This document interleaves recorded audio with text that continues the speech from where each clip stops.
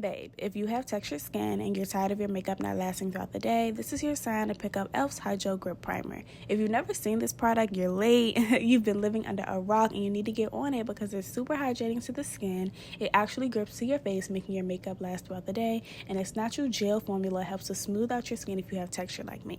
Sometimes we don't always have the perfect skin, but that doesn't mean that your makeup can't look just as good. Very much so. Later, my lippy is completely gone. My hair is fuzzy. It's been a day, okay? Out in the sun and the heat at that. I have to give it to Milk. Like, my skin actually held up throughout the day pretty nicely, except for around my mouth area because clearly I was eating throughout the day and stuff like that. And I think I might sweat on my top lip because, girl, my mustache always be like peeking through the makeup at the end of the day. 10 out of 10 would recommend the Milk Hydro Grip Primer because the skin is still extremely smooth, especially under the eye and all of that.